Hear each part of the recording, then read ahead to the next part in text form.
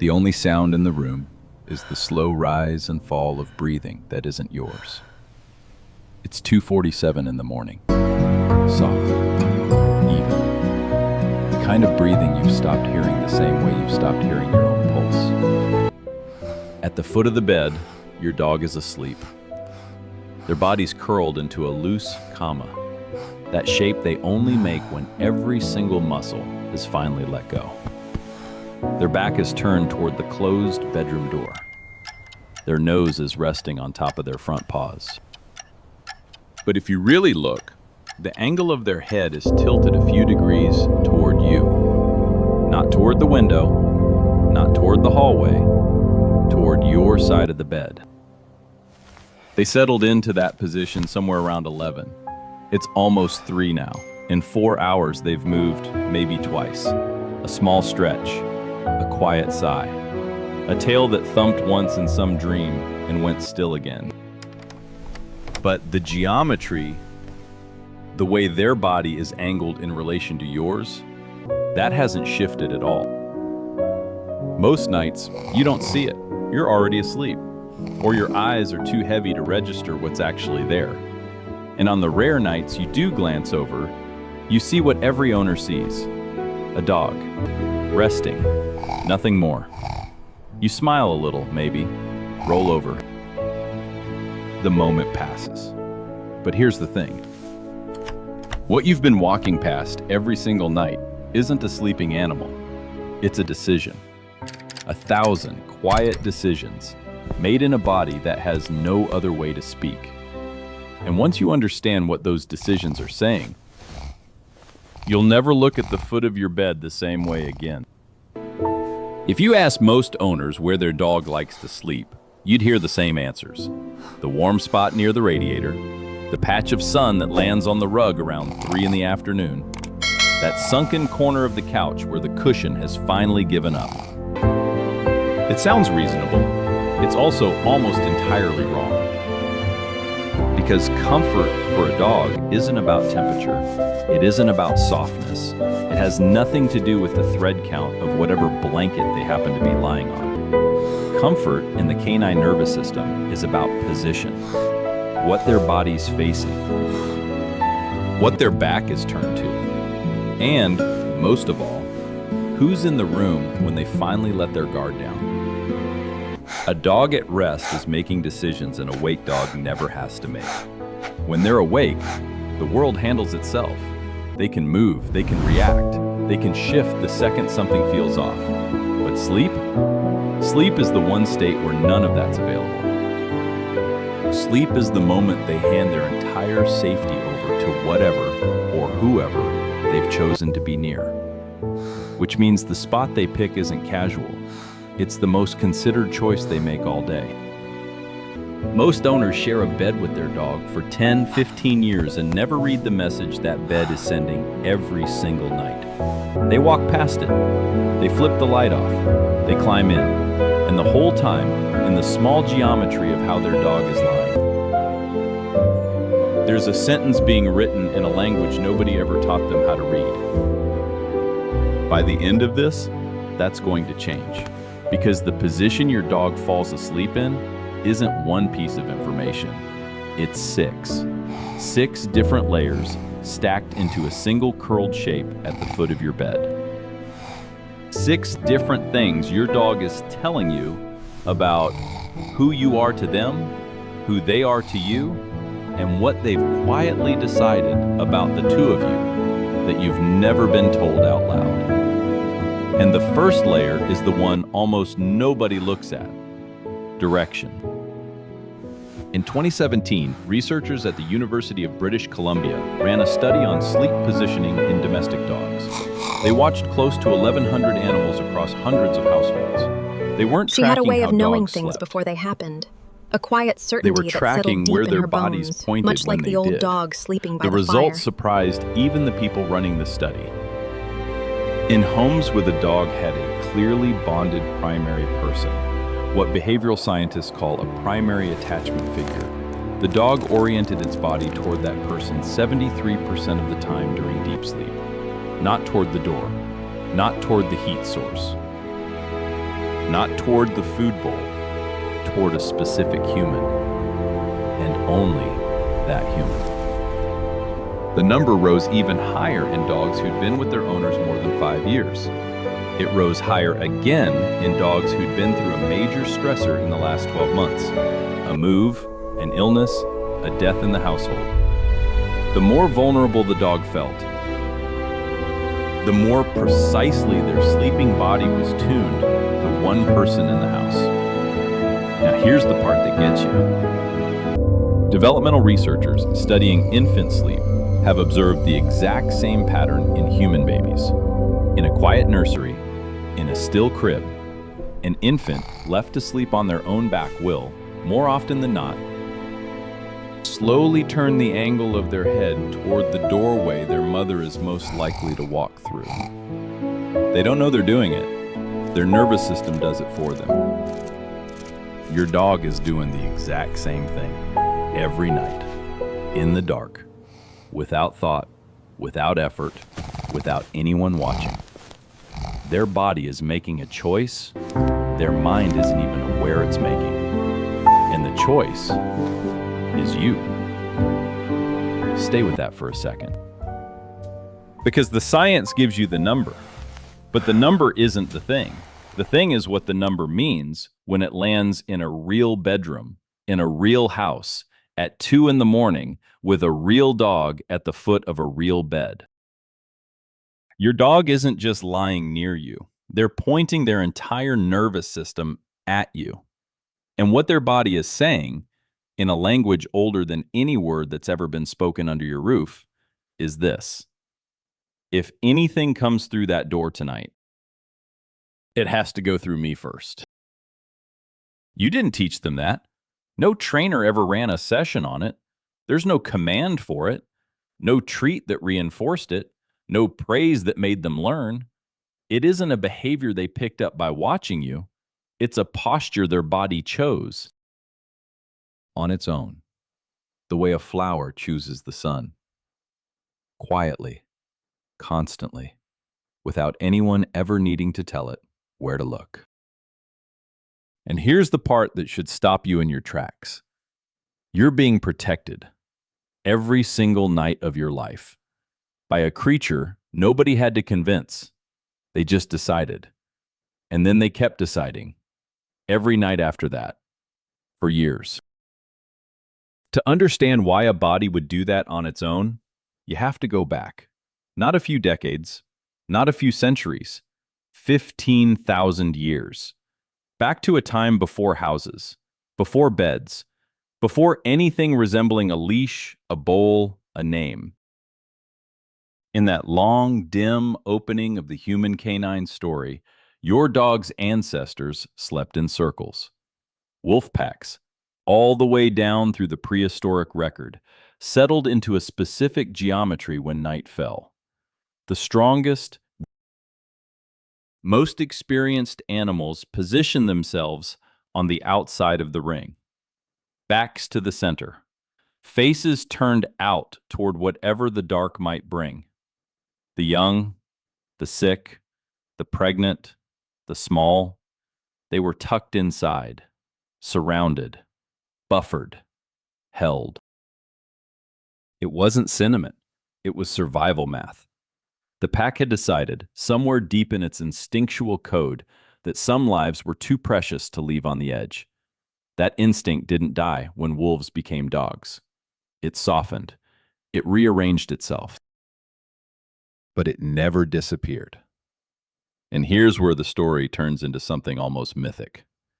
Somewhere in that long, slow migration from wolf den to human bedroom, your dog's species made a quiet, unprecedented edit to that ancient code. They moved you into the middle. Think about that for a second. The creature whose ancestors curled their bodies around their most vulnerable kin has decided, across thousands of generations, that you are the one who belongs in the protected center of the circle. You. The full-grown human. The one with the locks on the doors, and the lights on the porch, and the alarm system on the wall. In your dog's nervous system, none of that registers. What registers is older. What registers is the shape of the night and the question of who's between you and it. When your dog turns their back to the door and points their nose toward you, they aren't just sleeping. They're running a 15,000-year-old program, rewritten in your name. The wolf's most ancient instinct, edited line by line, generation by generation, until the most precious thing in the pack is no longer a pup. It's you. And once you understand that, it becomes possible to read the smaller variations. Because not every dog sleeps the same way. The general direction is universal. The exact posture, that's personal. And the posture your dog falls into, night after night, is the second layer of the message. There are 4 shapes that show up in almost every household. Each one is saying something a little different. The first is the dog who sleeps with their back pressed firmly against you. Not nearby, not adjacent, spine to spine, or spine to leg. Actual contact, running the length of their body. This is the language of trust in its purest form.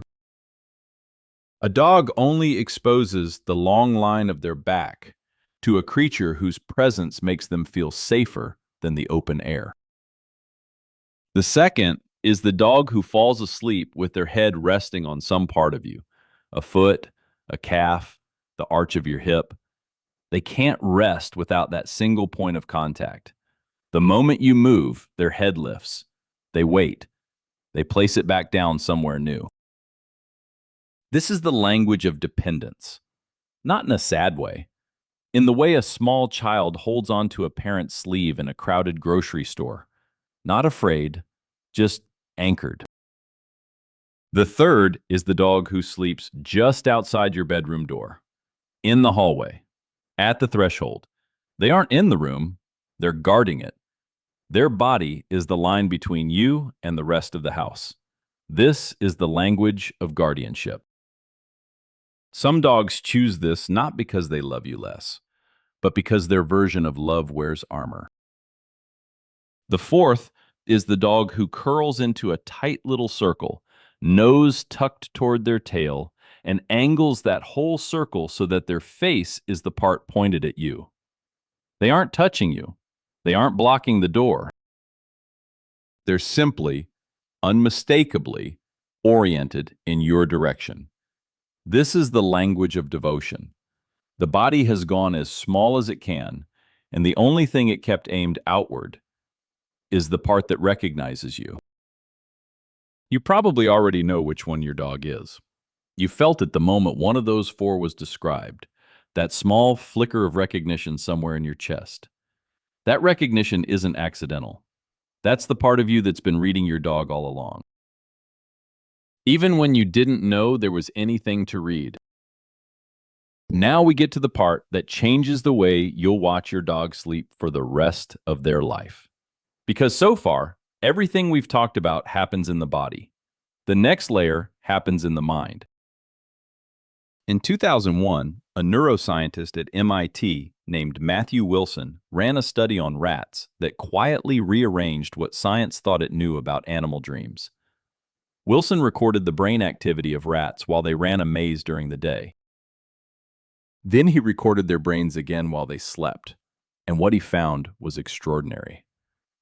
The same neurons, firing in the same patterns, in sleep, that had fired during the maze. The rats weren't just resting, they were rerunning the day. They were dreaming. The implications rippled outward through mammalian neuroscience.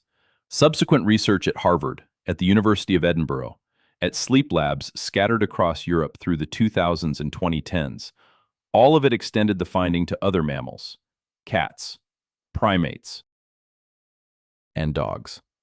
The conclusion has become quietly, scientifically firm. Mammals with REM sleep replay the emotional and sensory content of their day inside their dreams. The brain consolidates what mattered. It revisits what stayed. Which means when you see your dog twitch at 3 in the morning, when you see their paw flex like they're running, when you hear that soft, muffled sound that almost becomes a bark and then dissolves back into a breath, what you're watching isn't random firing. It's a memory being replayed. And here's the part that should stop you cold. The strongest material the dreaming brain pulls from isn't novelty, it's significance. The faces, the voices, the scents, the presences that shape the day. So if your dog spent the day with you, around you, watching you from the doorway while you cooked, watching you from the rug while you worked, then the brain that's twitching at 3 in the morning is, in its own quiet way, watching you again.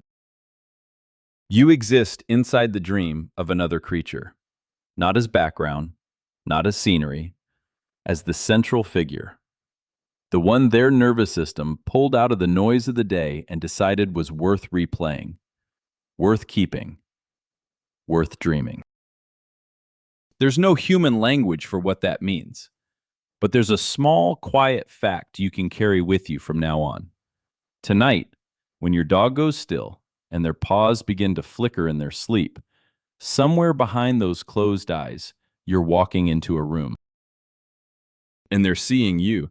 Now, I want you to think about the nights you'd rather not think about. The ones where you came home at 9, or 10, or almost 11. The nights when dinner was something you ate standing at the kitchen counter. The ones where you walked past your dog with a half-distracted hand on their head, mumbled something you don't even remember now, and went straight to bed without really being there.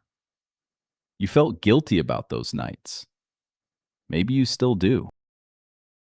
Guilt has a particular shape when you love an animal who can't tell you whether you've disappointed them. You start filling in the silence with what you imagine they must be thinking. You picture them watching you leave in the morning, watching the door close, watching the hours go by in a quiet, empty house. You assume they were keeping score. But on those nights, the ones you replay in the back of your mind when you can't sleep, something happened that you didn't see.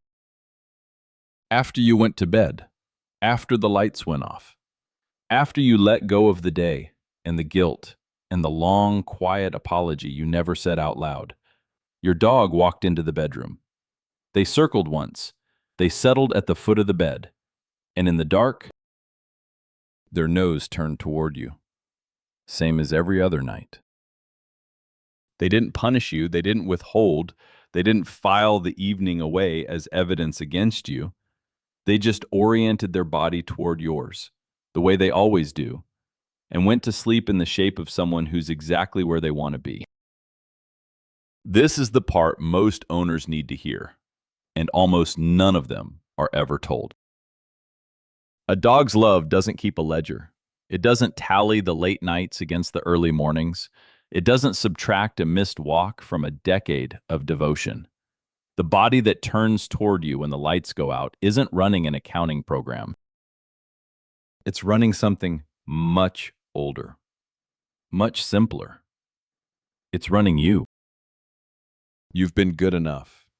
On the nights you doubted it, you were good enough. On the nights you came home empty and gave whatever scraps of energy you had left, you were good enough. Your dog has known this the whole time. They've been telling you, in the dark. In the only language they have, every single night. There's one more thing worth saying before we close, and it matters in a different way.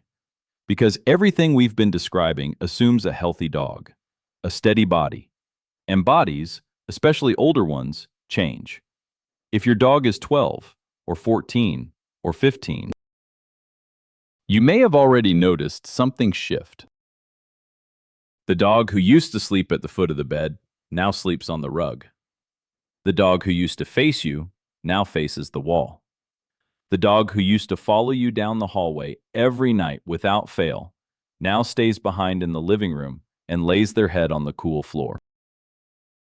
And in those moments, it's so easy to feel a small, private grief, to wonder if the bond is fading, to wonder if you, somehow, have stopped being the safe place. You haven't. Almost always, what you're seeing isn't a heart that's changed, it's a body that has. Older dogs shift their sleeping posture for three quiet reasons. The first is joint pain.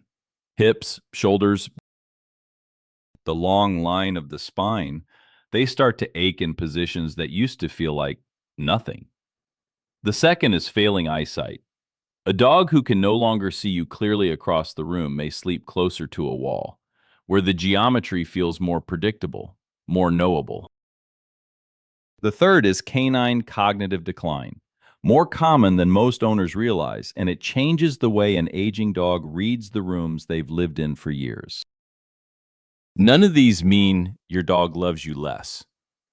They mean your dog is asking, in the only way they can, for a softer floor, a closer bed, a quieter room. If you notice your dog suddenly changing a long-standing sleeping position, please don't read it as rejection. Read it as information. And then, if something feels off, talk to your vet. That conversation is one of the kindest things you can do for an animal who's been pointing their body toward you for years. Now come back with me, just for a moment, to where we started. It's 2:47 in the morning. The house is quiet. The street light is still cutting across the floor through the gap in the curtains. Your dog is curled at the foot of the bed. Their back is turned toward the bedroom door. Their nose is angled toward your pillow. They've been in that exact position for hours. You can read it now. The back to the door isn't laziness. It's 15,000 years of pack instinct, rewritten so that you sit in the protected center of the circle. The nose pointed at you isn't random. It's 73% of bonded dogs orienting themselves toward their primary attachment figure every night, like a compass that knows only one direction. The hours of stillness aren't coincidence. They're 1,000 small decisions made by a sleeping body, all landing on the same single answer: you. And here's what your dog has been telling you, in the only handwriting they have, for as long as the two of you have shared a room. You didn't earn this with treats. You didn't earn it with the perfect schedule, or the right brand of food, or the long walks you sometimes couldn't give. You earned it with presence, with showing up, with being the one who was there when the lights went off, even on the nights you felt like you had nothing left to give. That was always enough. It's enough now. And the small, curled shape at the foot of your bed has been quietly confirming it. Every single night. You just forgot to look. So here's what I want you to do tonight. Nothing big, nothing performative, just one quiet thing before sleep takes you. When the lights go out and the room finally settles, don't close your eyes right away. Listen for the moment your dog finishes circling and lets their body fall into place. The faint thump of them landing, the soft sigh that comes a beat later. Then look, just once. See which way they're facing, the angle of the nose, the line of the spine, the direction the whole shape of them has chosen without a single word being said. Whatever you see in that 10-second window is the truest thing your dog will ever tell you. Not the most dramatic, not the loudest, the truest. And once you know how to read it, every night for the rest of their life becomes a small, ongoing conversation. One you used to walk straight past. There's one last thing I want to leave with you, because the body speaks, but so does the breath. There's a sound your dog has been making, probably for years, that almost no one stops to translate. It happens the moment you walk into a room. A small exhale, half a sigh, half a release, so soft you've heard it 1,000 times without ever counting it as language. But it is language. And what it actually means, when you put it next to what we now know about canine attachment and the autonomic nervous system, is one of the most tender things a body can say without saying anything at all. That sigh is the next story I want to tell you. So go to bed tonight. Glance once at the small breathing shape at the foot of your mattress, and know that there is more being said in the quiet of your house than you have ever been taught to hear. We're going to keep translating it together.